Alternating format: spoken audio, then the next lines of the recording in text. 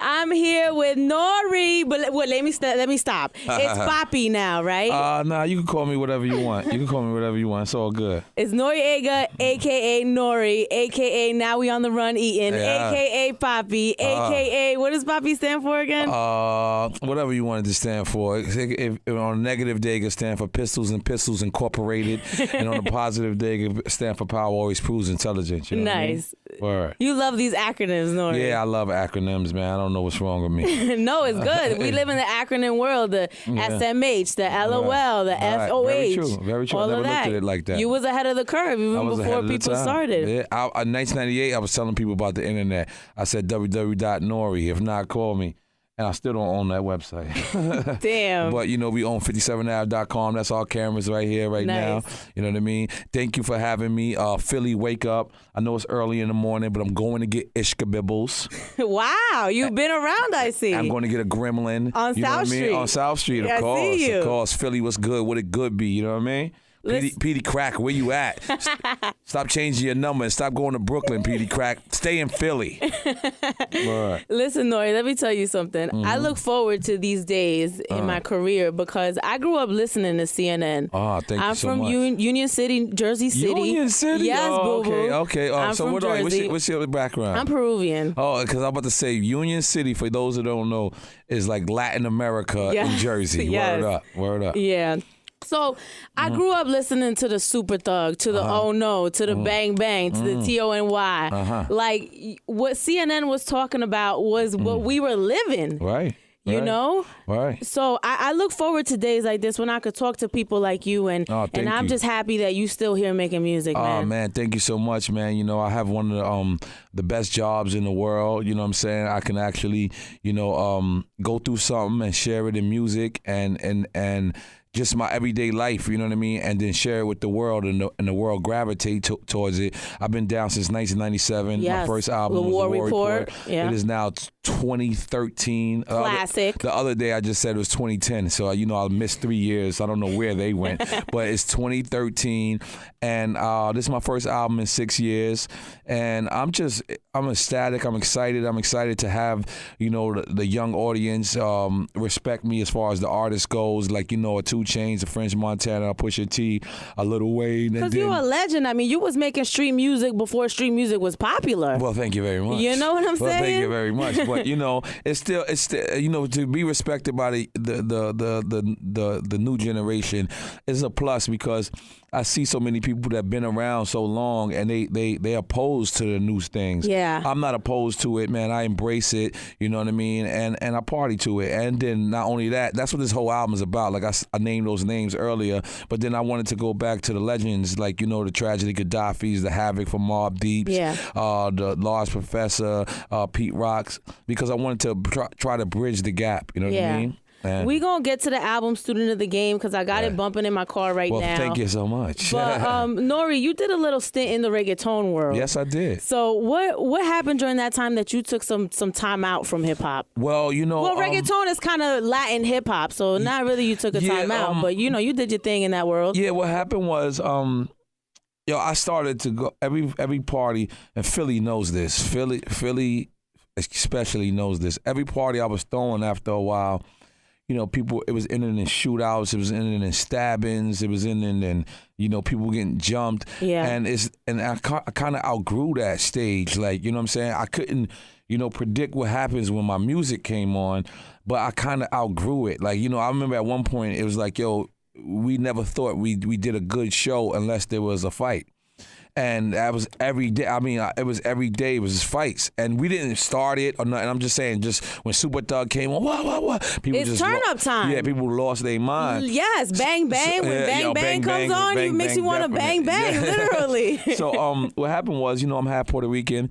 My brother made a big investment in Puerto Rico, and so he wanted me to come down. Yeah. And when I came down, I was actually there for a real estate investment, and I just fell in love with this music that I was hearing. You know what I'm saying? And like, I'm half black and half Puerto Rican. I feel like hip hop always represents my black side, even though I rep, being Latino in it. Right. And I just kept hearing this music, and then not only that, not just hearing the music, but watching the ladies dance to the music. I don't care what you say. That was the incentive. I don't care what anybody says. If you're a man and you're into just beautiful women, and I just mean admiring it, like just sitting back and looking at. If you've never seen a girl dance to reggaeton, they get it in reggaeton for real.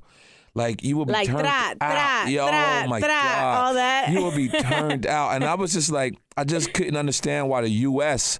wasn't playing this music, why New York or Philly or whatever wasn't playing this music. So I indulged in it and I made my own version of it. I don't consider what I really did was reggaeton. It was definitely a salute to it, but I was doing it from a New York, you know what I'm saying, perspective, and I had fun while doing it. You know what I mean? Yeah, that's what matters. Yeah, I had fun. I made a lot of money. And you got a hit. I mean, Oye Mi Canto is like still played. It's like 14 million, sold. You know what I mean? Yeah. Like, I think it's just hit 15 million, like something like that, some ridiculous numbers. Like, I was like when the ringtone thing came out, I was like early on that, and it was.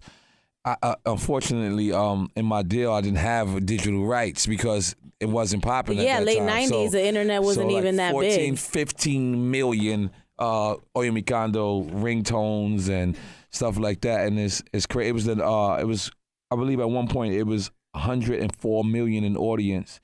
It was like 10, 11,000 spins a week. And you didn't get not one dime from that? No, I did. But on the digital side, it wasn't even structured. Like at the time, Def Jam, I was signed to Def Jam as a hip hop artist, obviously. So my whole deal was a scam because they couldn't really give me a deal. But they had to give me a deal because I had this music and they wasn't going to let me take it nowhere else. Yeah. So I made a whole bunch of residuals off of that. But it was wonderful. But as far as the digital, I just get paid as an artist. I don't get paid as a boss. Now, how I did that right now with this album, I would be changing my phone number.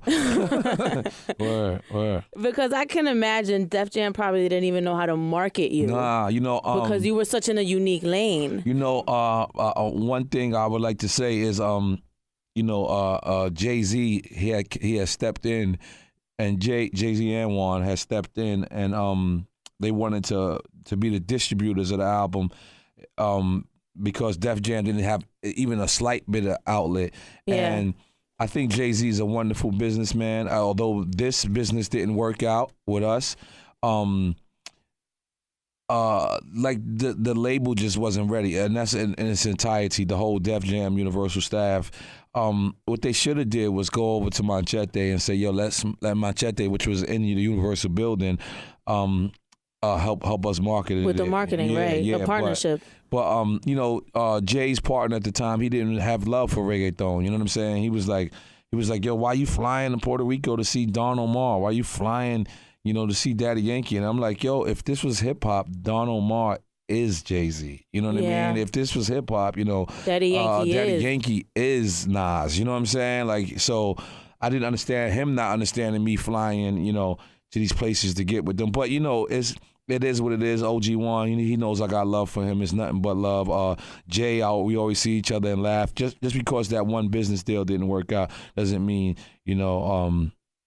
anything wrong. You know what I mean? That always happens to the innovative artists, though. Like when you get into a lane that's new, you don't know the potential of that lane. Like Pitbull now releases English music, hip hop, and now Latin music. So he has all these different deals where he's diversified. But you weren't such in the beginning stages. They didn't know what to do with you. Yeah, absolutely. I mean, I remember growing up, it was only really you and Big Pun and Fat Joe that we had to look up to that did hip hop. And me, I didn't grow up. That wasn't me, but I was hip hop, so I kind of gravitated towards people like you because you're the only kind that was out there that I could relate to. And like I said, I always just I love being black, and I just love.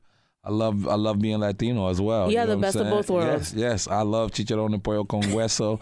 I love, you know what I mean, mofongo. You know what I'm saying? I love fried chicken as well. You know what I mean? And I love, baked potatoes as well.